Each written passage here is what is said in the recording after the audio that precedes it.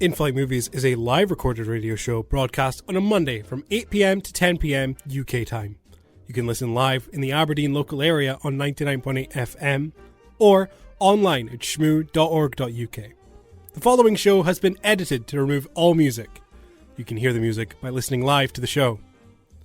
Links can be found on our Twitter at inflight_movies. That's at inflight_movies. And now, on with the show.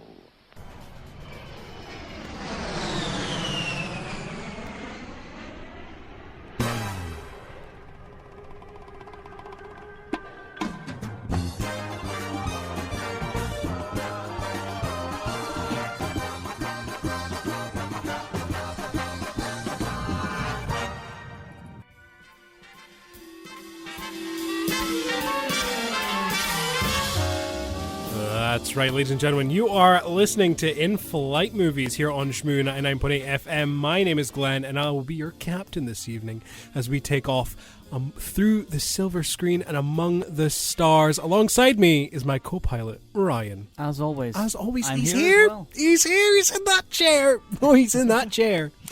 Oh, we had technical difficulties. We did. We're sorry for the late start. We don't know what we're doing. No. We are not a professional radio Absolutely show. not. This is the most unprofessional radio show. That keeps us relatable. It does. We are one of the people, like Kendrick says, we are humble.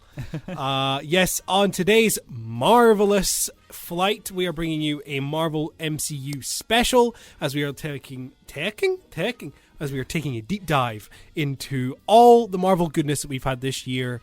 Including brand new Eternals. We'll be discussing that. That'll be the first thing we talk about, as well as actually talking about for the first time on air Shang-Chi, Black Widow, WandaVision, Falcon and the Winter Soldier, Loki, What If, and Venom 2, Let There Be Carnage. So much MCU goodness to talk about. If you want to get involved with that, than others. Some much better than others. If you want to get involved in any of that, you can tweet us at inflight_movies. That's at inflight_movies, and you can see our fancy new logo as well. It's very exciting. It's very professional. It's very exciting. Of course, that and much, much more later on here on In-Flight Movies. And of course, your musical affairs for the first portion of this show are related to the first film that we like to talk about. And this week, it's The Eternals. You heard Time by Pink Floyd. And now you're about to hear Feels Like the First Time by Foreigner, also featured in The Eternals. Feels Like the First Time by Foreigner, featured in Marvel's The Eternals. And now, to get started on the show here on 99.8 FM with In-Flight Movies, it's the news. That's one thing that we will... That is one thing that we will never get a jingle for. No.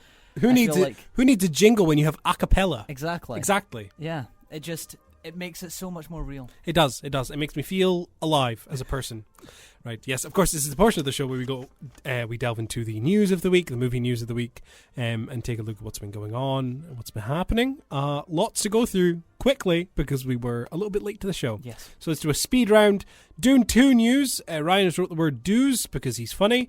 Reported to begin shooting in July of 2022. Yes. So we've now got a confirmation date of when they're... Have they not said they're going to release it 2023, is it not? That's when they want to release it, but it was on the fence of when they were going to start shooting it. I remember it was a few weeks ago we said it was Christmas time of 2022. Yes. But now they've got this, so push comes to shove, they might release it earlier. They could release it earlier. Let's see, let's hope. Vin Diesel doing what he does best in squashing beef with Dwayne "The Rock" Johnson. Ryan, what is this? Oh, it's beautiful. It's gorgeous. It's gorgeous, really. On Instagram, Vin Diesel posted not even an apology, I would say. It's more like he wants Dwayne Johnson to come back to the family, to the Fast family for Fast 10. Fast 10. I want to read this to you. This is the most condescending. I'm going to put down the jazz bed for this, and we all need to. I'm going to put down my mic, and it's only going to be Ryan. Okay. If you hear me laughing, then you won't. My little brother Dwayne. The time has come. The world awaits the finale of Fast 10. As you know, my children refer to you as Uncle Dwayne in my house. There is not a holiday that goes by that they and you don't send well wishes. But the time has come. Legacy awaits.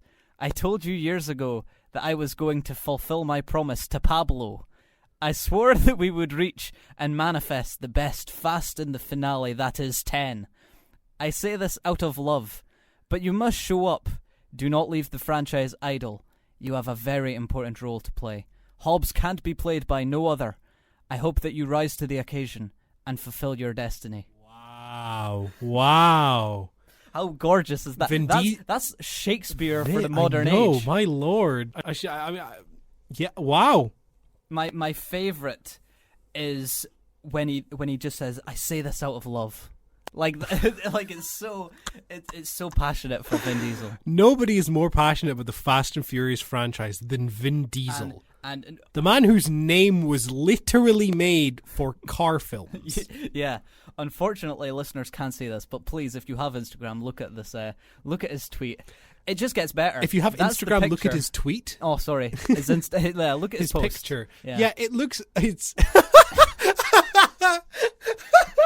it's an oddly squashed and stretched image of Vin Diesel and The Rock from. I think it's Fast 5. Well, I think it's Fast 5. You're the fast expert here. Yeah, I am. It looks like I'm getting 5s. I'm not well versed. Okay, I don't. There's not a holiday that goes by that they and you don't send well wishes. Oh, they're always sending Easter wishes. I'm telling you. Love it. It's just how it is with Vin. After this, I don't think Dwayne Johnson will show up in Fast 10. This feels very condescending. Yeah, I don't know what he's going to do.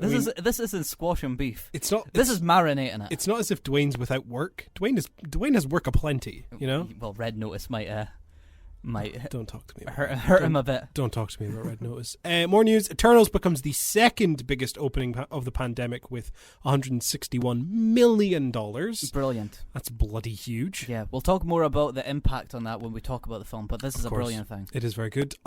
Stranger Things 4 reveals. Yes. Do you hear that? No one cares. Crickets. Yeah. Absolutely nobody cares. I feel like a lot of people will care when it comes out. Time comes. Yeah, but I find it funny because there was so much hype around Stranger Things Season 3. Yeah. And when Stranger Things Season 3 came out, there was about 2 good weeks of people discussing it, talking about it online, and good converse, right? Mm-hmm. And conversation. But for this, there's just been nothing. I've not seen anyone excited. I've not seen anyone talk about it. I'm in the Stranger Things subreddit on Reddit. Nothing. Wow. Absolutely nothing. Twitter is dead with it. I am seeing nothing. The only thing I've seen about it is Millie Bobby Brown posting it on her Instagram. Mm-hmm. Well, the thing is, I came into Stranger Things a bit late. I've watched. Yeah, all you've three only recently watched it. Beginning of this year, actually, I caught up. And season 3 to me is the weakest season. And I know that is a different opinion from you. But when season 4 eventually comes out, I think we'll talk about all of it in more detail. Of course. But yes, season 3 to me was the worst one in my opinion, and this looks very much along the same lines as season 3. And fine enough, I am excited a bit, but I'll watch it. Yeah, there's no doubt that there's no doubt in my mind I won't watch it. I will 100% watch this. I don't get the feeling like it's season 2, and season 2 is what I regard as the best. Yeah. Continuing that, Ariana Grande and Cynthia Erivo. I knew that. I could say her name, Ryan. Thank you very much. Have been cast in the Wicked movie. Wicked! That's awesome. That is well done. Thank you. Well done. We've both seen the stage play. Yeah, we I remember nothing about it. I remember really liking it. I liked it. Yeah. Can't remember a lot. No, I think I was too young. I was 3. M&S Christmas advert casts who as Percy Pig. But this was much funnier when I realized. I thought that you didn't know who it was. So Ryan thought I didn't know who this was, not realizing I had literally had a conversation with him about this in the gym on Friday. Tom Holland has been cast as Percy Pig in the M&S Christmas advert, which I haven't watched. No, I've seen a little bit of it. He doesn't strike me as Percy Pig. Nope, he does not. But I only put this in because I found it hilarious after the Garfield news of last week and the Mario news of last month. I'm telling you, the conversation going around about Chris Pratt currently harsh. I mean, feel bad for the guy. No, I don't feel bad for him at all. He kind of deserves what he's been getting, but still. But the tweets have been hilarious. I've seen one where it's like Chris Pratt is now voicing you because he's just getting everyone. Yeah. In trailer news, Morbius got another trailer. Did you watch it? I watched it. Cackled throughout the whole thing, like a vampire, like Count. Yes, exactly. One bad trailer. It looks. looks absolutely god awful. I will Leave be there. Leto alone. I He's will be doing there his day best. one. I will be there You'll day be there one. It's- Hilarious. This is your Let There Be Carnage. I feel like because the thing is, from the trailer, they don't know that this is funny, and that's what makes it funny. Venom 2 thought it was funny, and we'll get to that when we talk about Venom 2. It's also really weird, and no one knows what's going on in this film. Yeah. So, Adrian Toomes, played by Michael Keaton from the MCU, is in this. I know is in this film, but then Oscorp is in this film. But Oscorp is from the Amazing Spider-Man 2. And then there's also there's mentions in a newspaper snippet in the trailer of Rhino escaping. And also Black Cat supposedly going Also about. escaping. And my favourite part of the whole trailer, on that newspaper, the main article, the main news story, is that it's like, famed doctor accused of vampire murder? Question mark. Have you ever heard of something so brilliant? Vampire murder? Good God.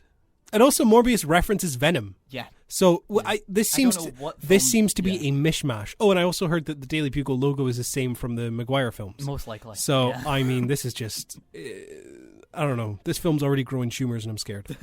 Donkey Kong getting a solo movie. I hope Seth Rogen retains his role and it's a stoner flick. Yes. I would love that. That'll already be better than Mario. Oh, definitely. Yeah. But that's the thing. Out of all of the casting in Mario, Seth Rogen, I was like, yeah, okay, I can kind of get behind that. Get me Questlove to play Funky Kong. Yes. And I'll be happy. IMAX, now available on tiny screens. Yes. Thank you to Disney. Thanks, Walt. Appreciate Thanks, it. Walt. Love it. Select Marvel films, including the likes of stuff like the first Iron Man, the first Avengers, Guardians 1 and 2, Infinity War, Shang-Chi, they're all coming to Disney Plus in IMAX, which you think is a good idea, and it actually sounds quite good and is kind of intriguing to me because it means you get to see more of the film. Yeah. However, it also means it's going to be a smaller picture because looking at an IMAX picture on a TV screen means it's just going to be a long bar. Yeah. It's a very weird, setup in a sense. Yeah, it's pretty seems odd. Like it's only for people that have 50-inch TV screens and a sound system. It's I an wouldn't interesting imagine thing. you watching that IMAX on your iPad. Yeah, just whip You know out what I mean? whip out my phone in the middle of the bus and just watch half of Shang-Chi and Yeah, IMAX on my IMAX. tiny phone screen. So it feels. I love the fact that the option's there. Yes, fantastic. And I'm definitely gonna check out Guardians 2 in IMAX. Yeah, and I want to watch Shang-Chi in IMAX as well, so that's something. I will always say this, I appreciate Disney Plus for its features on aspect ratios. Yeah. When The Simpsons first came out, they put it in 16:9 and cut off some of the image. However, within about 2 or 3 months, they changed it back and you got the option to watch it in 4:3, which was very nice. And I'm now just waiting for Netflix to do the same for Seinfeld. Which they have not. In other news, Guardians of the Galaxy Volume 3, the brand new one directed by James Gunn, still has officially wrapped up filming today. Started filming today, I believe. I got up the tweet. I think it says starting today. It is starting today. I thought it wrapped today. That's weird. There was set photos. I love the idea that some cast members are like, "Oh, thank God we finished that." they don't realize. That's weird because there were set photos that were leaked. Was there? Oh, wasn't maybe that was for the holiday special? Which one comes out first? I think holiday special. I think that comes out But next Thor Christmas. was in the set photos. Maybe it's Love and Thunder. Maybe. Oh my God. Oh, shut up, MCU. I'm sick of you. Yeah. We say as we're about to talk about an MCU film. Anyway, we'll get into that. That's your news. We're going to move on and play you another track, once also featured in Eternals. And when you come back, we will be talking about Eternals. So get ready for that. And also, just as a pre-warning, this is a spoiler-free review. Brilliant. We will not be spoiling the film, and we don't plan on spoiling the film for at least 2 or 3 weeks. Probably next time Marvel is in our discussion points. So that will be so in 2 to 3 weeks. So yeah. Spider-Man. Hawkeye. Oh no, Hawkeye. Like yeah, Hawkeye episode 1 and 2. Yeah. Once again, we'll get into it all when we Jesus, talk about I know. it. There's a lot. Good God. Right. Anyway, this is Skeeter Davis with The End of the World. See you in a bit. The Eternals, which we're now going to be discussing. Yes. Me and Ryan haven't talked about this yet. No. So this is. I like the fact that we have a lot of time until the next half of our show left, so that we can get our genuine opinions on and this our genuine across. reactions to each other's opinions. When we came out of this film, I think the only thing me and Ryan said to each other when we looked at each other was, good. Yeah. And then we also discussed the after credit scenes, of course, which we cannot say a word about here on the show. But what I will say is go see them. Yes. Even if you don't think the Eternals will interest you, go see it simply for the end credit scenes, because both of them are pretty shocking and fun. Mm-hmm. And I will say this. Yes. The end credit scene. I've had problems with end credit scenes in Marvel films recently. You hate the Far From Home one. We'll say Far From Home, because Far From Home's credit scenes put too much emphasis on like where that goes as a story. I think it's not a tease. It's literally both of them are changes in storylines. It's too much. These are much better. Much better. These are teases to other things. Same with what Shang-Chi had. Yes, teases. Yeah, they're both teases to stuff. That's what you want out of an after credit scene, is to tease. And these ones, oh boy, do they tease! Because I love the idea that people walked out at the end of Spider-Man: Far From Home.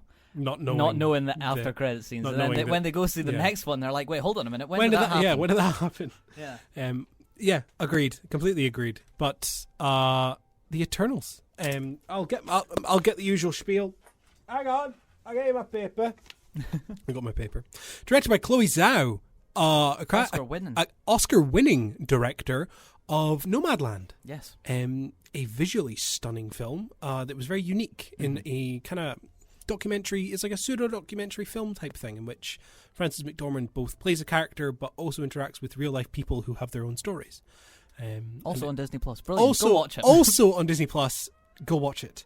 It is worth a watch. But the cast. I asked Ryan outside of the studio, could he name me all 10 for the Eternals? He tried. I think I got 6 You or got 7. 6. You got 6. And then I had to tell the other 4. Yeah. I tried this with myself the other day. I got full 10. I'm not joking you. Yeah. I'm not joking you. You have Gemma Chan in her second MCU appearance. Can you tell me her first? Captain Marvel. Well done. Yes. Well done. She was blue in that film. Yeah, I couldn't remember her character name in that, but I remember. She was a blue Kree warrior who fought alongside Carol Danvers in the opening sequence of Captain Marvel. She is playing Cersei. I guess her power is matter manipulation, isn't it? She can change matter. Yes. So like you can touch a water and turn it into a stone, or vice versa, kind of thing. Water into wine. You've got the Scottish legend himself. I believe it's Paisley's from. Oh. Paisley, born and bred. Richard Madden as Icarus. Oh. Not a Scottish character, really. No, not a Scottish character. He just has a Scottish accent, which is nice to hear in a film every once in a while. Yeah. It's not an unbearable one. It's a pretty good Scottish accent because he is Scottish. I'm telling you, right, say this with a staunch record of heterosexuality, Richard Madden is a very sexy man. Fair. Ryan? Yeah, I agree with me. I agree. You agree. I agree. I am appreciative of all these superhero films this year giving me so many hunky boys. Yeah, very true. Suicide Squad. Suicide Squad had a trio. Shang-Chi had Simu Liu. Oh my! I mean, Eternals is if we were to rename Eternals, it's just beautiful people. The movie. These Marvel. I don't know what Marvel's putting into their films. Everyone is gorgeous. Yeah. I don't know what it is, but everybody is beautiful. There's not an ugly character here. Icarus can fly and shoot lasers out of his eyes. That's his power. You have Angelina Jolie as Thena. Yes. In her MCU debut. Very cool to see. She has powers to create weapons out of energy. Yeah. So like spears or swords or like small daggers and knives or a shield or whatever. You have Salma Hayek as Ajak, leader of the Eternals. She has healing powers. Yeah, there we go. Healing abilities. Because I was trying to figure it out myself and I nearly forgot. You have everyone's favorite Uber driver, Kamal Nanjiani. Oh, yep. Of course. I love him. As Kingo, who may be our favorite character from the film. I think we can gauge that already. Oh, he's amazing. He is amazing. He can shoot energy fireballs, blasts, like fireballs from his hands. He must play Dulcim in Street Fighter. Good reference. Thank you. Leah McHugh plays Sprite. Now, I don't recognize Leah from anything. No. I didn't actually even check if I saw her from anything, but I didn't recognize her as an actor. I will have a look to see if she's if this is her Please first do. She plays Sprite, who is able to create illusions and kind of, I guess like fireworks or whatever. It's interesting. You have to see. She has been in a few things before, but this is most certainly her biggest one. Perfect. The other big one she had was one called Songbird that came out. It was that It was the COVID thriller that was released on Amazon. I think it was produced by Michael Bay. Nope. Anyway, Brian Tyree Henry plays Fastos, who's able to manipulate technology. You have Lauren Ridloff, who plays Makari, who is a deaf actor. She is hard of hearing, and so uses sign language throughout the film to communicate. Fantastic deaf representation within film. And her herself, Lauren Ridloff, is an absolute sweetheart. I saw a very, very nice red carpet clip of her being interviewed and her asking the interviewer a question because she couldn't ask the question. She was like, I don't know, what about you?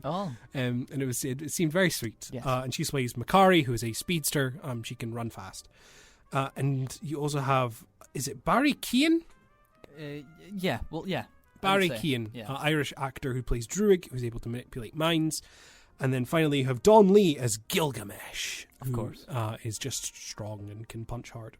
And then also on the cast list, who isn't an Eternal, you have Kit Harington, who, when watching the film, appears to just be a name for a name. Yeah. And has maybe 2 scenes, 3. Not most. a lot of scenes. Not a lot of screen time. I did really like him in this film, though. I will say that. He was good. And I'm looking forward to seeing if he appears in anything else. Yes. I just winked at Ryan. But he plays Dane Whitman, who, if you're a comics fan and were around when the film was being cast, they said he was playing the Black Knight. In this film, he is just a normal dude. Mm-hmm. He is just Dane Whitman. I actually saw a picture not that long ago of him, I think it was the premiere, taking a picture with a fan dressed up as the Black Knight. And I was just like... No, that's pretty cool. So Dane Whitman he plays. He's just kind of there. He has like 3 scenes, but he's a fun addition, and he... it's Kit Harington. How can you go wrong? And that is the cast. That's the cast. So you understand why this film is near 3 hours long. This film is big. It's a big film. Right, Eternals. It's been getting a lot of backlash from people. The main verdict I'm seeing from people is they're saying it's boring. Yes. I don't agree. No, not necessarily. Not necessarily. However, I am able to empathize as to where they're coming from. I noticed with this film when it started, and as I was watching it, the first act of this film is your deciding factor. If you like the first act and you're enjoying it and want to see more, you're going to really enjoy the film. Okay. Because you're going to enjoy how long it takes in order to set things up. You're going to enjoy that they're giving each character time to grow. You're going to appreciate that it's not rushing things. It's being nice. It's giving you time with these people rather than just shoving them in your face and then shoving them into a fight scene for the sake of fight scenes.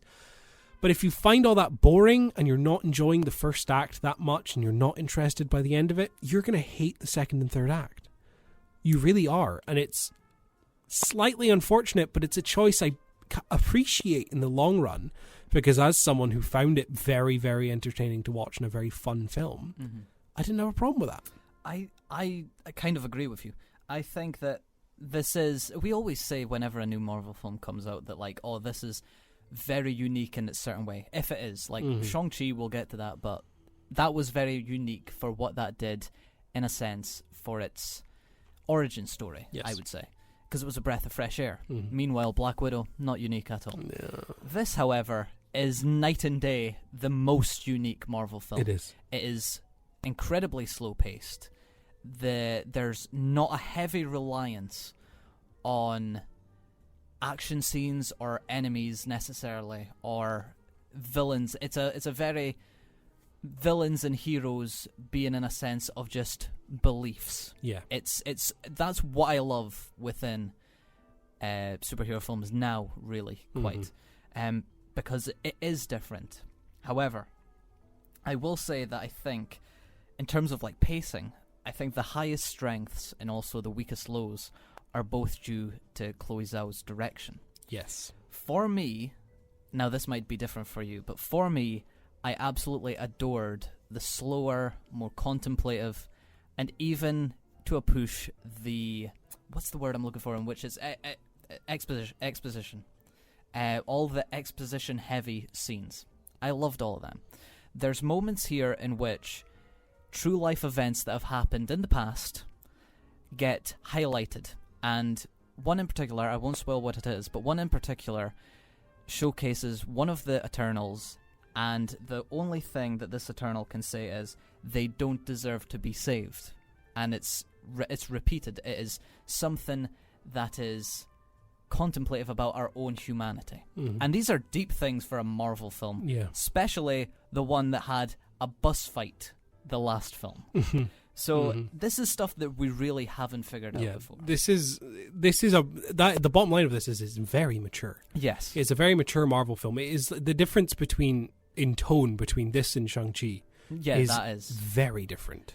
And it goes so far as I think there might actually be too much on the plate at any given time. Yeah. This asks questions about climate change, but literally only near the end of the film. Because throughout the majority of the first 2 acts is talking about beliefs and how you go about living your life. It's actually really interesting, but in saying that, loved all of the slower contemplative stuff. I hated the action scenes. Really? I did not get anything out of them. Wow. Yeah, I did not get anything out of them. They are very... They're not even formulaic. I think they're just quite boring.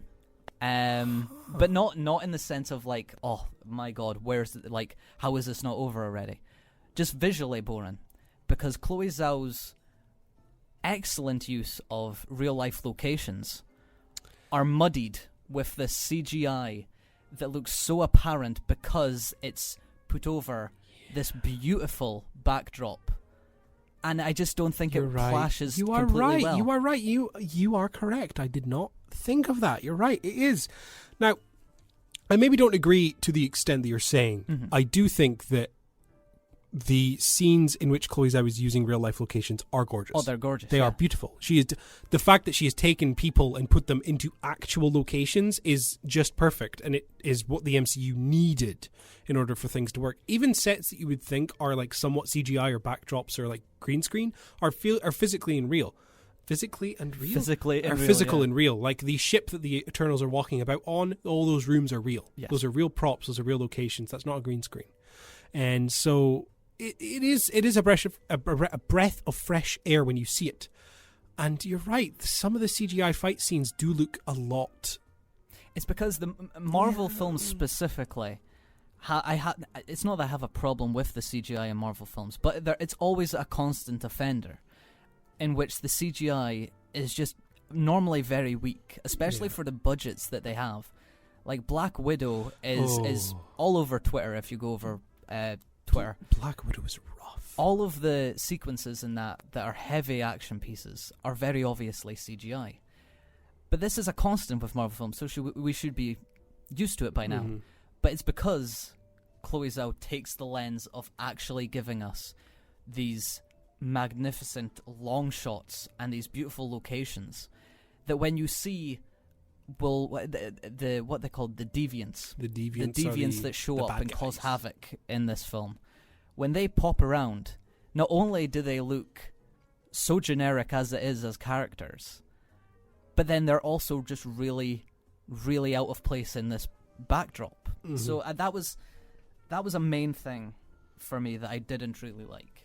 I can appreciate that. In one thing that I will say, in defense of the fight scenes, Makari, who is the speedster for this film, has some of what, if not the best, quick, fast character scenes I think I've seen. Yes, you get characters like Flash, who we've seen in films before, and Quicksilver, who we've also seen in films before, and their scenes are usually that it's going to be, we're going to slow them down, and they're going to run at a normal pace, but the whole world's going to move slow. Makari is just fast, and she has one major fight scene near the end of the film, and it's really good. And I remember thinking, this is an actual good speedster fight scene. Yeah, it's a CGI mishmash, but it's still good, and she has good scenes in it because of that. On her character, yes. Now we can talk about all of the characters, but this is one of the best cast of diversity that there has been in recent years. I love the fact that there is so much inclusion in this film from literally the entire cast. And what makes it so special is actually a plot point within the film, I think, or at least it affected me in the way in which I found it special. So we won't spoil it, but who the Eternals are, and the fact that all of them are completely different in different races, in different sexualities, in different everything. I found that really beautiful, quite. Yeah, it is. But there is a plot point behind why I think that, so I won't go into it. I think this is one of the best character-driven Marvel films as well. I think the other ones I would consider very good, very well character-driven films would be something like Guardians of the Galaxy. Volume 2 especially is very, very well driven with their characters. But the Eternals within this film I like the most because not only do they all have their own life and their own ideas and views on the world and the situation that happens within this film, they're also all very relatable and they're also all very understanding. So while you have characters like Icarus, who has completely different opinions to another character, or Kingo, who has different opinions to another character, they're all independent while also staying together. And I really love that a lot. And I love the way they use love as well. Yes. So each of the Eternals, because they are a family who've been together for thousands and thousands of years, it's great to see them use different types of love to represent different types of characters. You have, they reveal this within the promotional material, but you have Icarus and Cersei, who are in a on-again, off-again relationship. But that is a generic way of looking at love. But characters like Athena and Gilgamesh have more of a platonic kind of love for each other in which they love and care about each other, but it's not in any way sexual and it's not in any way romantic. It's just platonic friendship. You have characters like Makari and Droog, who are young love, who are kind of flirty with each other but aren't really saying anything, and everyone's like, oh, how did this happen? You have characters like Sprite, who has unconditional love for characters. You have Kingo, who has self-love. I was just about to say, he loves himself. He loves himself, And I think it's really interesting to see different types of love represented within each character and within their relationships to each other as well. And that's brilliant, I think. I think it's brilliant the way they do it. And it's really, really nice to see. And it also adds to everything that happens within the film as well, because by the end of it, it's heartbreaking to see what happens to some of these characters. Well, for me, Gemma Chan and Kamal Nanjiani are the highlights in terms of acting cast for me. I would also maybe argue Richard Madden. Now, see, that's what I was trying to get at. Richard Madden. Beautiful to look at. Fair. Beautiful. Okay? Gorgeous man. As a character, though, Icarus really just didn't do it for me. Really? As a character. Really? As a written character. But the thing is, I understand why, and it makes sense why Icarus is the way he is within the film. Obvious spoilers. However, for the majority of this film, while watching it, all I could get out of him was, I don't want to say he's Superman because he is Icarus. He is a different character. But imagine Superman, but without the alter ego of Clark. Yeah. I found him very, set in his ways, while every other Eternal actually has personal growth from the amount of time they've spent on Earth. Kingo is a Bollywood star. That's not a spoiler, it's in promotional material. But he's a Bollywood actor who has learnt self-love from the years, and that shows. He's humorous, he's fun. Gemma Chan is in a semi-relationship with Kit Harington's character at the very beginning. Dane Whitman. And that shows character development as well, and there's more love there, as you were saying. However, Icarus, to me, from the very beginning, just struck me as a character that really did nothing with his life after his mission in italics was done. You're right. And there doesn't feel like there's a lot of characterization behind him other than his drive for perfection, in a sense. And like I said, that makes sense in the actual story. Yeah. But as a character, he was weak for me. I do also think that the trope, I guess you could say, of Superman-type character who is kind of weird and stern and everyone's a bit like, what's up with you, is kind of being a little drawn out currently. Homelander from The Boys comes to mind. Omni-Man from Invincible comes to mind. Both Amazon series you should check out. Both great. But with them, I guess the real drive behind them is the fact of how ruthless they are from the very outset. Yes, they are. That is true. And their inner turmoil Yes, it's... Icarus doesn't really feel like he has an inner turmoil. No, he doesn't. You're right. Well, I guess if you look at the plot of the film and what it's trying to say, then maybe. But I see where you're coming from with this, and I do agree in some regards. So, yeah. But I still think Icarus was good, and I thought his arc was good as well. I do think that Richard Madden is a standout, and maybe I agree that he isn't as good as I think he should have been, and he could have had more, but Icarus was still a standout and a character I remember more than most. Yes, he does have his moments. I will say Richard Madden has like one face that he uses throughout the film, and it's a nice face, and I like to look at it, but maybe not.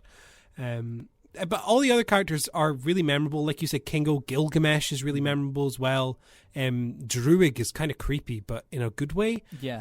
Angelina Jolie playing Thena is good as well. I like the way that they've done her character, very stern, very stoic. Salma Hayek and Angelina Jolie are like, because they're such big names, from the get-go I thought that they were going to spend a lot of time in this movie taking over from the lesser known talents, let's say. Yeah. But I love the fact that their characters are characters you would never expect them to play. They're very against type in this film, and that really surprised me, and I loved that fact. Yeah. It's good. It's good. The film's good. I recommend people go see it. I think it's good. I don't think people should be listening to everyone who's saying it's not good. I do think I make your own judgment. The normal Marvel problems still remain. Oh, of course. I think... you go. In saying that, however, my usual rule of if the Marvel film's villain is hero but different color, I automatically deduct a point. However, this film doesn't have that. Fantastic. A breath of fresh air to have a villain who isn't hero but different color. Yeah. I love that. I mean, I'll get into hero but different color much more later on. But it's very, very refreshing to have that. But I do think the Marvel problems, like the very poor CGI, the over reliance on a world destruction event. I would have loved this film if the actual thrill behind the conclusion, let's say, was something very inner instead of, yet again we've got to decide Save if we're the doing world. this. Yes. Yeah. If it was more like, well, I believe in this and you believe in that, and then there's an inner turmoil, that would have been much more stronger for what the film was. But then Marvel, they want to go big and beyond with every single end. They do. And it's not like I hate what they do as well, because I still enjoy it's not even world building, it's universe building of the Celestials, who, again, promotional material, they're in there, but seeing and learning about the Celestials more is super good. Because the only thing we've ever had about Celestial previous within the MCU was Nowhere, a location within the Guardians films. So, but this is Chloé Zhao's film, and she is felt. And if it was just more there, it would have been brilliant. Yeah, it would have been good. Right, final recommendation: go see Eternals. Make up your own mind. We both think it's a good film and worth your time watching, especially if you're an MCU fan. Don't believe the hype against this film. Against this film, that is. You didn't let me finish. Don't believe the hype against this film. It's genuinely worth watching and worth your time. What did you think of it? If you've seen Eternals, get in contact with us at inflight_movies. That's at inflight_movies on Twitter. Tell us what you thought. Yep. When you get back after the news, we're going to be playing some music featured within more of these Marvel films, including stuff from Black Widow, from Shang-Chi, and many, many more. We'll see you in a bit. It's intermission time, folks. So hurry, hurry, hurry. Step right over to our refreshment center for the most extravagant array of refreshment goodies ever assembled under one roof. Enjoy breathtaking, mouth-watering goodies. Everything from a snack to a delicious full meal. At our refreshment center, you'll find a large variety of goodies to satisfy your hunger, your thirst, or your sweet tooth. So hurry, hurry, hurry. Visit our refreshment center now. The show starts in 10 minutes. And now, on with the show. Smells Like Teen Spirit from Mafia J, featured in the opening title sequence of Black Widow, the Marvel film that released earlier this year in March. You're listening to In-Flight Movies here on Shmoo 99.8 FM. Was it March, was it? It was in March. Was it? No. Alexa, She's not here. Anyway. No, July. Was it July? June? August? No, July. September. We'll say July. October. Yeah. It comes out yesterday. It came out yesterday. Yes. No. That's a very, very interesting cover of Smells Like Teen Spirit by Mafia J. It was a real shock to the system when it came on during Black Widow. But anyway, you're listening to In-Flight Movies here on Shmoo 99.8 FM, where we just did an hour. You missed it. Where have you been? I'm Glenn, your captain, and with me is my co-pilot Ryan. As always. He's still here. We are discussing, it's a marvelous show today. We're discussing everything Marvel and MCU because there's not really too much in the cinema just now that we haven't seen. Well, because it was Eternals, and we would have talked about these films in length. Oh, yes. If we were doing the show when they were released. So we're getting through that now. We are literally... Today's job is quick fire all of the Marvel stuff we've missed so that we can shout our opinions at you. First of all, how are you feeling about Marvel in general? Oh, this is a big question. Yes. I stand by my points that I had, which I believe I talked about in the show back when they announced they were doing shows on Disney Plus before 2020 had started. And that is that I think that it's great if you are like me and fully involved and actively watching all of the stuff they're releasing. If you are consuming all the media they're shoving down your throat, you're having a great time because you have nothing to worry about. However, if you fall behind on one show or you forget to see one movie, you're done. Yeah. You are tripping over your own feet, you're falling over, you're missing out on lore and interesting pieces and this and that, and it's going to build up. You miss one, you miss another, and I think they are slowly but surely spreading themselves thin. Yes. Yeah. We went from having 2 Marvel films a year to this year in which we have had 4 Marvel films, albeit we missed a year. We've had 4 Marvel films and we're getting 5 Marvel shows. We've had 3 films, we've had 4 shows, we're getting another show and another film. And then we're getting even more next year and the year after. And they have it planned and planned and planned, and it is a lot. Yes. It's going to the point. I know you are struggling. It's not that I'm struggling, it's that I think I'm finally reaching the stage in which I'm getting fed up. To put it mildly. I remember, I think it was after... Would it have been Venom? I think it was after we saw Venom. I checked the Marvel release schedule and realized that next year, after Hawkeye starts end of this year, but continues on to, I believe, maybe very beginning of January. Yeah. So I'm including that in this. Begins airing on the 24th of November. Yes. We're getting 2 episodes then. I think it goes for 6 weeks, so 5 weeks in total. Yeah. So starts, maybe ends exactly as December. The year ends. Anyway. Yeah. Next year, it would have been, before the reschedules that just happened a few weeks ago, next year it would have been one thing of Marvel every single week for an entire year. Crazy. And that's far too much. That's too much. That I hate the fact that I would have had to have had like a Marvel moment each week in order to keep up with us all. I don't want it to be a soap opera. I know. But yeah, it's getting too much. It is a lot. I mean, because I have nothing better to do with my life, I love consuming media. Feed it to me, Disney. I'll buy what you like. But as someone who is still up to date and still enjoying it, I've watched all of the Marvel shows per weekly. I've never really missed an episode of any of them. Again, we'll discuss that in a bit. I've seen all the films that came out. I saw Black Widow in the cinema. I saw Shang-Chi in the cinema. Just seen Eternals. I will see Spider-Man. So as someone who is enjoying consuming all this media, talking about it online, talking about it with friends, I still really like this discussion. And it's almost like a rite of passage now for people to know about it. Because I feel it's so easy to talk to someone and then if you don't have common ground, just be like, oh, do you like the Marvel stuff? And they go, oh, yeah. And then you begin talking about it because there's so much there to talk about. So I like that. And I like that. Part of me does like that it is just within the common interest of everyone, really. And there isn't really anyone who doesn't like it. And anyone who does is just kind of there.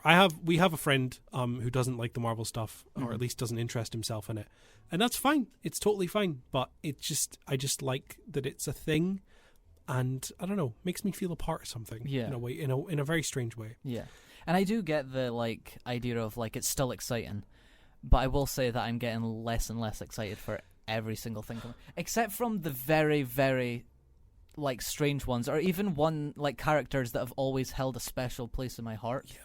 That'll So, always happen. For like She-Hulk and Blade, I am so excited. And Fantastic Four. I was never a Fantastic Four kid, but I'll see but what it's the like. Doctor Doom's coming. Come on. Yeah. How could you? I'll agree with you. Yeah. You will face the wrath of Doom. Thank you very much. Anyway. Yeah. Get on to So Black Widow. yeah, we'll start. What we're going to do is we're going to start with the 3 films, the 2 films that we've not talked about in the show: Black Widow and Shang-Chi. Yes. And then after that, we'll go into all of the Disney Plus shows. Yes, the shows. That being WandaVision, Falcon and the Winter Soldier, Loki, and What If. But Yes. I'll talk about What If. You won't because you haven't seen it. Haven't seen it. Yeah, exactly. There we go. Exhibit A Yeah. of Ryan's And then if we have time, we will mention Venom 2. Yes, we'll see. Yes.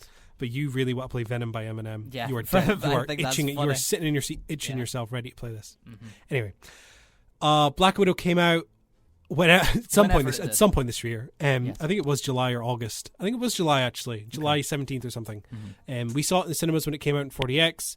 I didn't like it No. when it came out. I thought it was boring. I thought it looked garbage. I did not like it that much at all. I thought it was just bad. I thought it was just a really super generic Marvel film. It is Super very generic. I have actually, much like, Black Widow, Shang-Chi, and probably Eternals, I have seen this multiple times. But Oh, that's interesting. I have only seen this once. with Black Widow, I came around on it a little bit more on the second viewing, but not by a lot. No. I think that this Black Widow, I remember, had a news story in which they mentioned how they got the leading industry professional stunt performers from John Wick, Birds of Prey, and all that. They got the people that made amazing action scenes. Huh? And I can't remember a single action scene in No, this entire I film. don't. And my issue with it, right, is that Black Widow as a character is a martial arts character, right? Mm-hmm. In every previous Marvel film she's been in, that's her whole thing, is that she's great at hand-to-hand combat. They make the final fight of this film them all falling out of the sky of a giant floating base. Yeah. What? Yeah. No. It's the whole Black. I can't even get my words out. Black Widow and what's her name? Black Natasha Widow, Romanoff. yes. That's her character's name. Natasha Romanoff's character is that she was raised in the Red Room as a trained killer for the Soviets, right? When I imagine Soviets and that kind of Cold War era of communism, especially within an American eye, you always get that stone, that grey concrete underground base kind of vibes. Yeah. I wanted that. I wanted them to go to Russia and go to an underground base that was called the Red Room and, do whatever they needed to do. But it's a giant floating space in the sky. Why? Why is it a giant floating And base in the also, sky? there's a plot point in the film. I've just remembered about it, but there's a plot point in the middle of the film that stops hand-to-hand combat from even happening. Yep.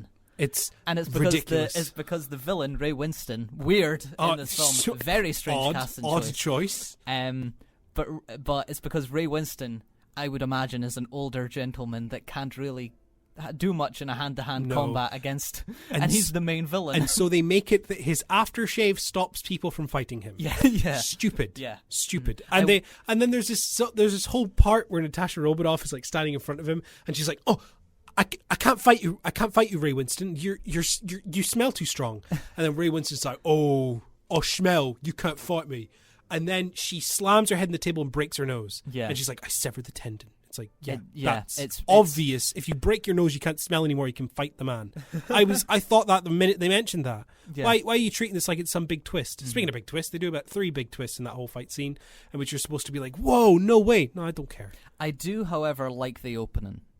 The opening is good. The opening, in general. Yes. In general. The opening is actually a really interesting way to set up this family dynamic.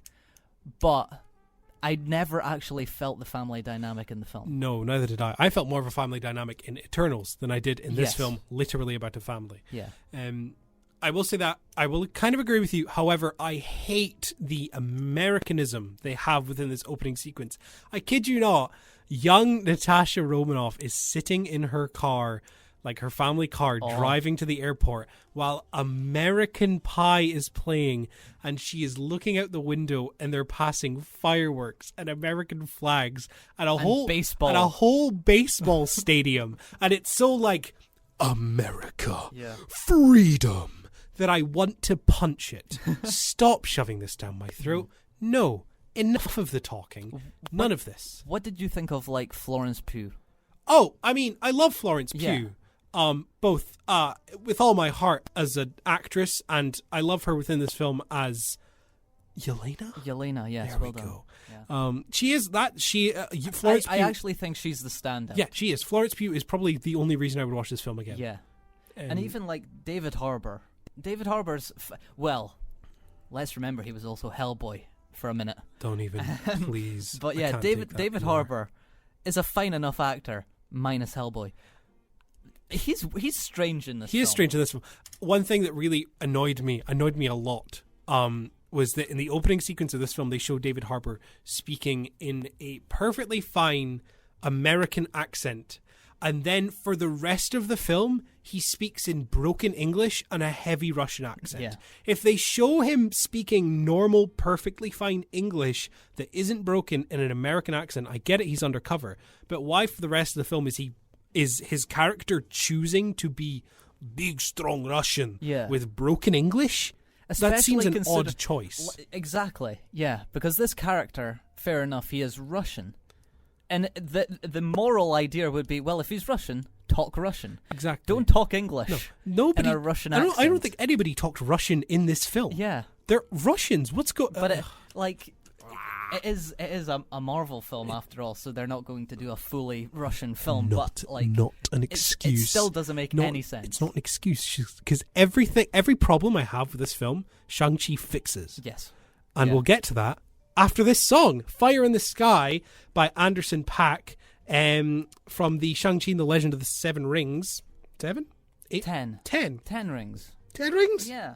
Legend of the Ten Rings. Similar to how Black Panther did it, they also released a soundtrack for the film coinciding with it that was produced by 88 Rising, who are an American label who specialize in Asian American and Asian artists and like to promote their music. And so because Shang-Chi is an Asian focused film, they wanted to promote Asian music, thus getting 88 Rising. Good job, Marvel. Good on them. You listened to the album and said the album is not as cohesive as the Black Panther one. As an album, I still love the project and what they did behind it, but just as an album in general. Black Panther, you could listen to the album from the very first track to the end, and it tells the actual story of Black Panther. Mm. And it goes through different emotions and different stages, and it's really well thought out.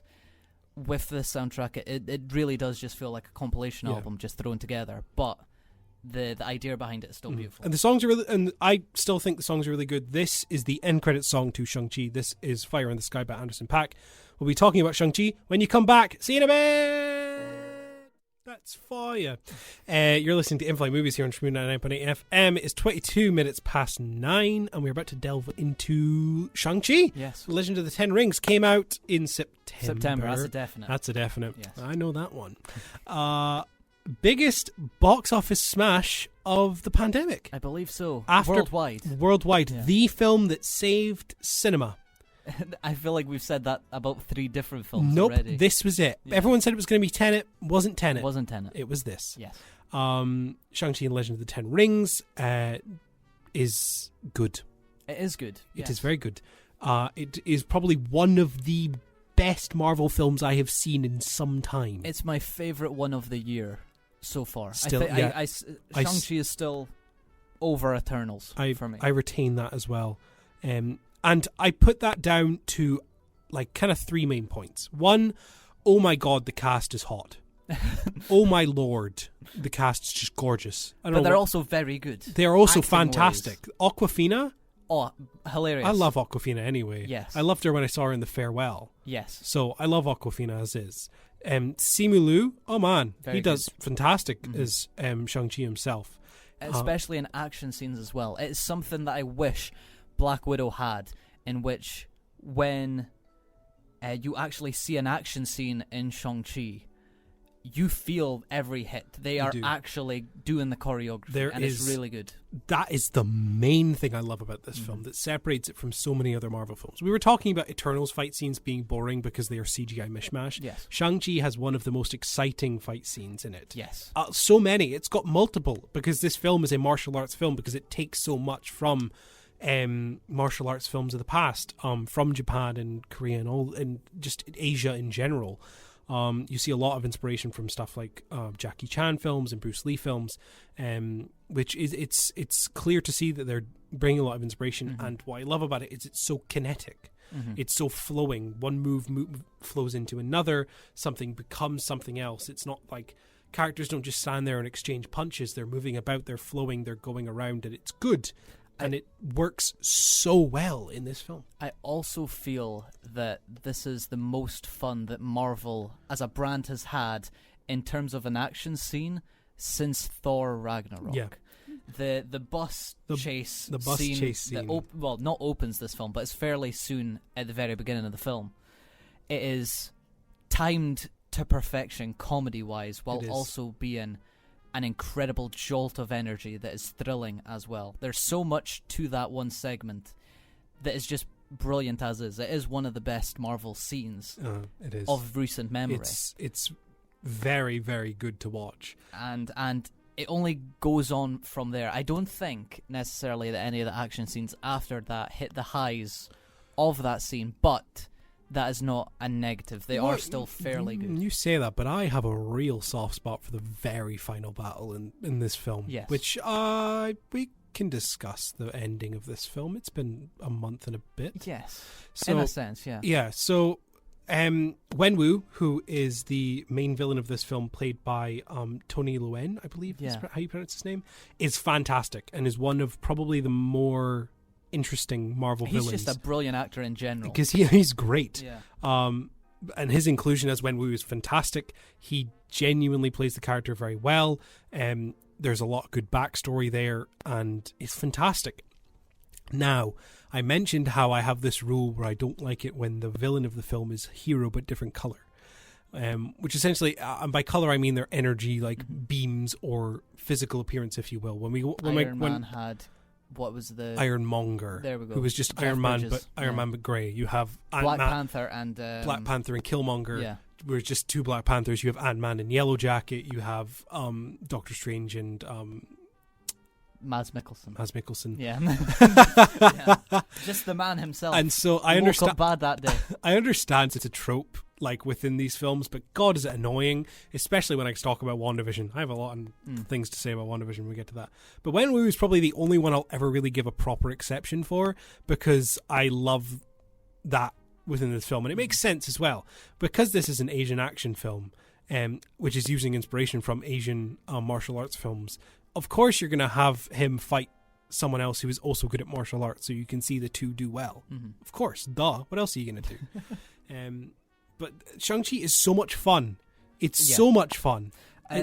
One of the only criticisms I have with the film, that not in terms of a big criticism, but the main one, is it's directed by Destin Daniel Cretton, and I think I've said his name right. However, he is an absolutely fantastic director. I love him. He did Short Term 12 and Just Mercy with Michael B. Jordan. I loved Just Mercy. And they are so they're such emotionally rich films. Both of them actually nearly make me cry. Like, they're so strong in what they do. And I don't actually think that his own vision ever really gets put through in a big sense in this film. So like how Chloé Zhao's Eternals, you feel her presence while watching it. She is the director and it feels like her film. It never normally feels like Destin Daniel Cretton's film, and that's the only negative I have, because I just wish that there was more of that emotional hook that he's known for in these films. But other than that, he still does an absolutely fantastic job at directing this film, I think. It's just that one tiny little thing. Yeah. I still thoroughly enjoyed Shang-Chi. I saw it twice in the cinema, enjoyed it both times. It's available on Disney Plus next week on the 12th of... in 4 days, in fact. In 4 days, you'll be able and you to can watch it in IMAX. You watch it in IMAX. Oh, what a day to be alive. But it's gorgeous. It's fantastic, and I think it really represents and appreciates a lot of Asian martial arts films as well. The opening sequence between Wenwu and Shang-Chi's mother, I can't remember her name, unfortunately. But the opening scene between those is not only a fight, but it's like a dance. Yes, and it is very beautiful. Like wire work. It's wire work, kind of Crouching Tiger, Hidden Dragon type stuff, which is really nice to watch. Yeah, I mean, if you haven't seen Shang-Chi, it's available soon in Disney Plus. It's definitely worth it is very the most good watch. fun that I've had with Marvel this year. It's so much fun to watch, and everybody's so hot, and it looks really nice. The CGI is decent throughout as well, which is always nice to see. Watch it when it comes out next week. It's one of the better Marvel films of this year. Is it the best? Yes, currently. Will Spider-Man beat it? I know nothing. Don't know. Oh, we don't know yet. We do not know. I have my own reservations with that film already. And don't we all, Ryan? Don't we all? So, next up after this, we'll get into the Disney Plus stuff. Yes. And to start us off with that, I think it's good that we play this song that had we been on the radio when it came out, I think we would have been playing this anyway. This is Agatha All Along. Does she laugh in the song now? No. Do we just have silence for a couple seconds? I think so, yeah. How fun. That was Agatha All Along, featured within WandaVision, as we are now going to be talking about the Disney Plus shows for Marvel. There have been 4 in total. Yes. And it's a bit of a trek to talk about all of them so quickly, so we will try our best. WandaVision started in January, ended around March. Yeah. Lots of discussion on this show. This was the first Marvel Disney Plus show to be released, and I think it's the one that's impacted me the most in a sense of like what it could have done, what it didn't do, and what it did do. Yeah, it's the one I have the most to say about. Yes. So WandaVision for me is that perfect example of an idea that I love, a beginning execution that was perfect, a slow falter into generic Marvel status, and an ending that whimpered. I love, let me say that again, I love WandaVision's first 3 episodes. I think they're perfect. When you have a show that is willing to take risks in straight up being a sitcom from different time periods in order to portray episodes and be cryptic about it and not tell you what's going on and leave you tiny clues to digest and take and theorize about, you're doing it well. The first 3 episodes of WandaVision are so impressive, not only with their production design, with their costume design, but with the editing, the soundtrack, with the fact that the first 2 episodes were filmed in front of a actual live studio audience. Yeah. It just adds so much to it. And those first 3 episodes of WandaVision are so good. And they're also hilarious. They are so funny. In terms of actual like sitcoms, episode 2 is one of the funniest episodes of like television I've seen all year. Yeah. It is genuinely, it's really impressive. Hilarious. Yeah.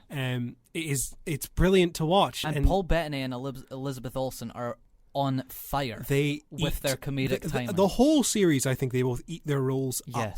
And this is the best they've been. It's the best they've been. And it's lovely that they got enough time within a show like this to shine like that.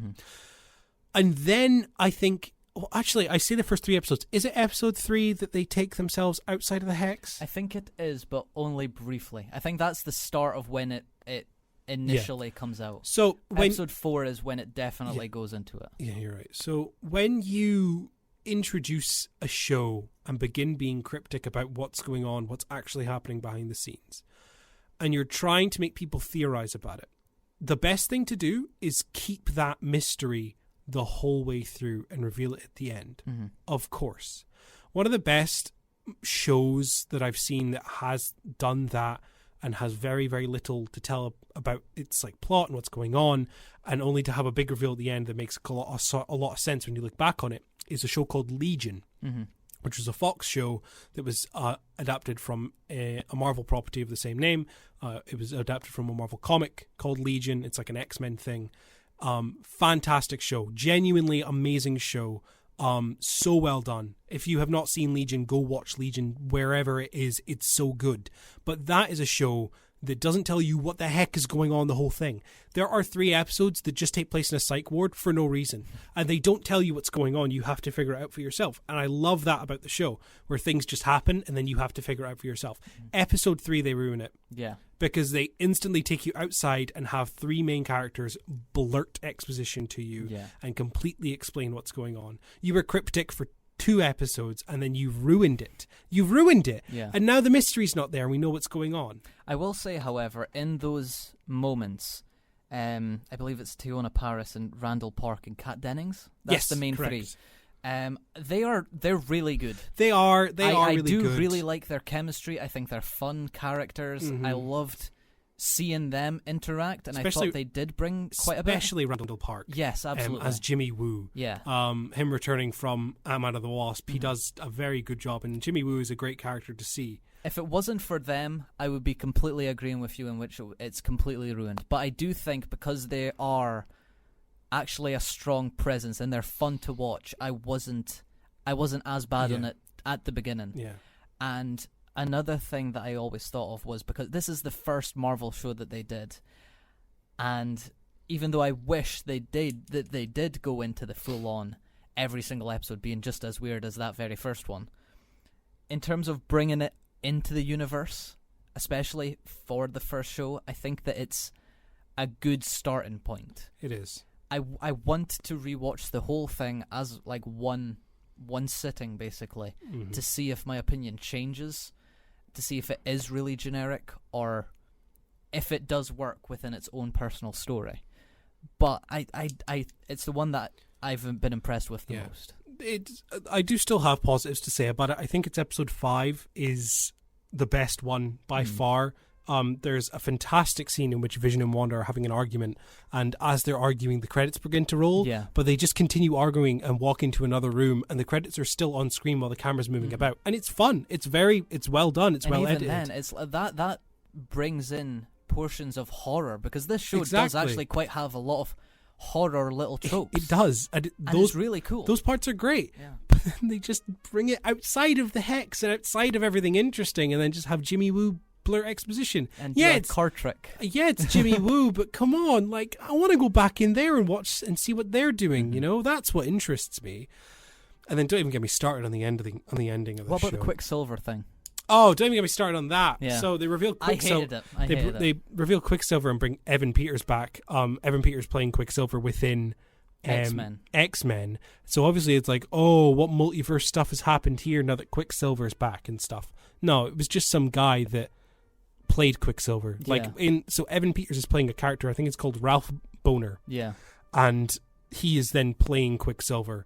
But it's just weird. And it's a punchline. It's a punchline. That's all it is. It's such a great setup and great mystery that I actually do think they carry well for maybe like 2 to 3 episodes, only for it to be a punchline that isn't even funny. Yeah. That's a big disappointment. And I said earlier about my trope, how I hate hero fights villain who is same but different color.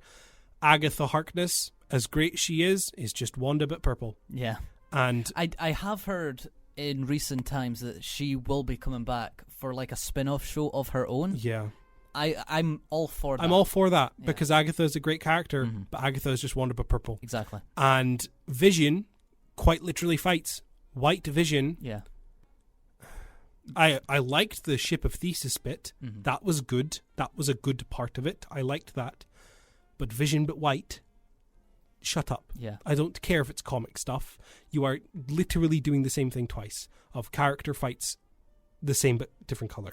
And I'm sick of it. And I want them to do more interesting stuff and have interesting villains. This is why I'm craving that Doctor Strange 2 Multiverse of Madness is just crazy. Yeah. And has crazy villains. Like, I'm dying for them to bring in Shuma Gorath. I have no idea what Shuma Gorath is a green eye with a bunch of tentacles, and he exists within the chaos dimension and is the king of chaos. You said many things I don't know. And it's awesome. I love him, but they haven't brought him in yet. Well, they've teased him in What If, but they haven't brought him in yet. And I love him to be a villain because that's great. I just don't want another I don't like it. I don't like it. It's too far. It's been over 10 years now, and they're still doing the exact same thing that they did in Iron Man. Switch up. But I will say the very the final few minutes of WandaVision, in which there is actually a very emotional send-off. I think they nail the landing. They nail the landing, but boy, is that coming in for that landing is very rough. Do we want to go straight into Falcon and the Winter Soldier? I think we should. Falcon and the Winter Soldier was the one after. Yes. Didn't have as much hype around it. I enjoyed it more. Really? I still consider Falcon and the Winter Soldier to be better than WandaVision in my eyes. Okay. Which is a very controversial opinion, but I loved Falcon and the Winter Soldier. I'll say that I think it's the most enjoyable. It's the one that I was most willing to watch every week, being like, oh, I wonder what's going to happen next, and like getting excited with the action scenes. But everything, and I mean everything within Falcon and the Winter Soldier, is just half-baked, and it brings it so far down for me. It is. Everything does just feel a little half-baked. This is 6 episodes, I think, if I remember correctly. Yeah, it's this 6 should have been episodes. like 12. It needed much more time to build up what it was trying to do. In saying that, there are parts about it that I think are fantastic. I think every single conversation about race within the show is fantastic. Fantastic. There should have been more. There should have been more. Isaiah Bradley, bringing him in as a character, should have been more fantastic. That should have been the main, the whole thing, starting from episode 1 throughout the entirety of the show. From my memory, that conversation is really only brought up and maybe briefly in episode 2, and then again episode 5 and 6. Yeah, that is far too little. It needs more time, especially when you're trying to convince people that Falcon is Captain America now, because he is. Like, Sam Wilson is now Captain America within the MCU, and I still see people online being like, no, he's not, but he is. That's the whole point of the show. Sam's costume, his Captain America costume, is lifted. It's taken from the comics and plopped onto screen, and it looks amazing. It's fantastic, and I'm a big fan of his costume and the way that Sam develops into Captain America. Say your words. I was going to say my favorite character, however, and was that what you were going to go into? I was going to say Bucky is good. Say about Bucky. Bucky is good and gets some nice development. Yes.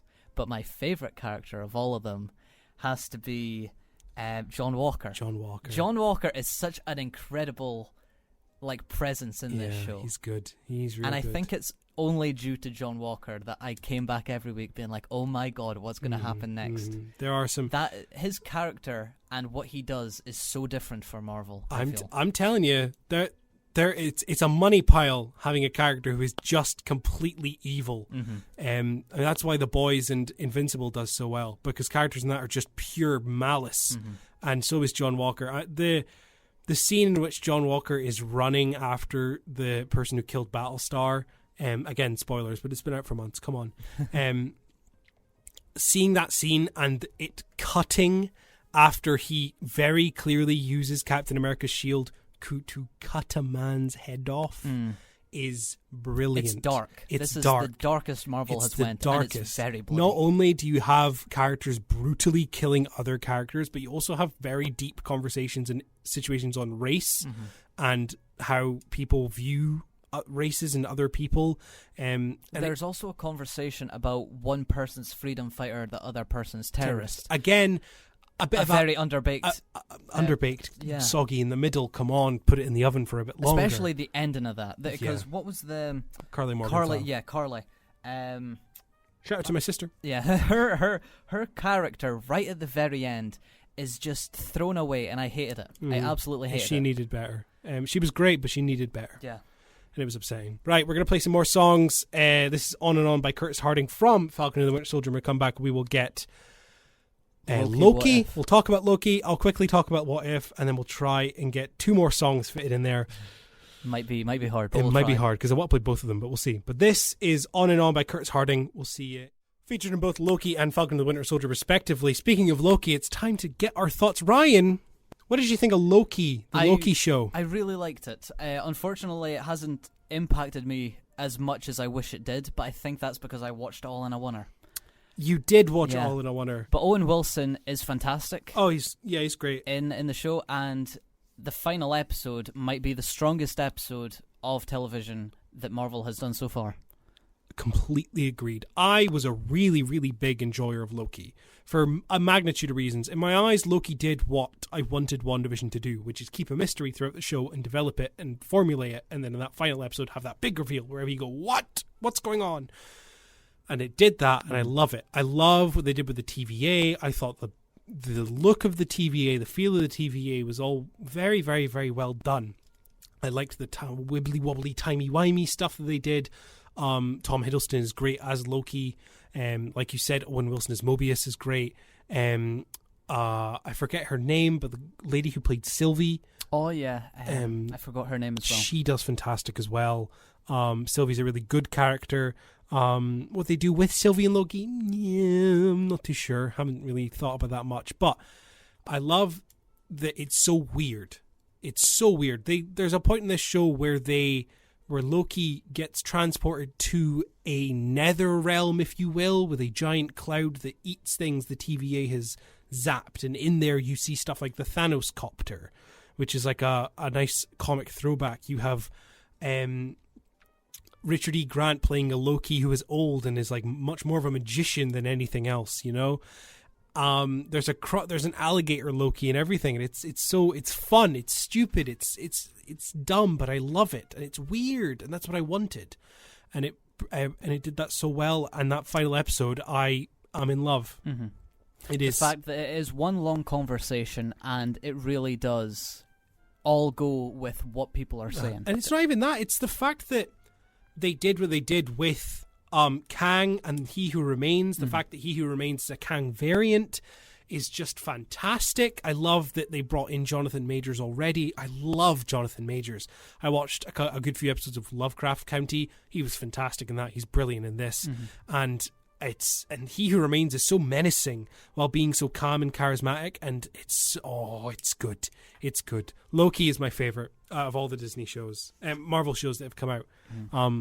Loki is definitely my favorite. And then What If came out as well.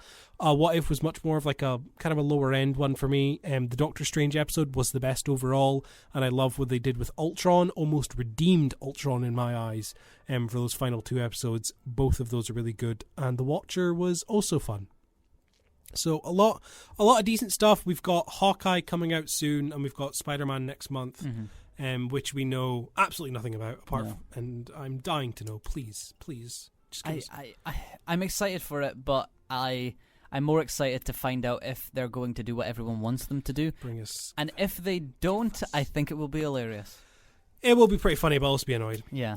Anyway, that's been the show. Thank you very much for listening to In-Flight Movies here on Shmoo 99.8 FM. We have now officially landed. And to play you out for the rest of your day is the song that Ryan has been dying to hear us play on the radio for too long. Only since Venom 2 came out. Oh, by the way, Venom 2 is not good. No, not good. It's not good at all. End credit scene. It's the laziest thing I've ever seen. Yep, stupid. Yeah. Google it or go see the film. Actually, no, don't go see the film. No, Google absolutely it. not. Just Google it. But Ryan's been dying to play Venom by Eminem on here because his new song for Carnage wasn't even, it wasn't as funny. No. But this is a terrible song. I hate this song, but we're playing it for the sake of the audience who don't even want to hear it either. So, hey-ho. But thank you very much for listening. Next week, currently we have locked in stuff like Spencer, yeah. And we have The Harder They Fall, which is available on Netflix. We'll talk more about that next week. Thank you very much for listening. You've been lovely. This is Ryan. Give me your best Eminem Venom. Venom. Venom. Venom.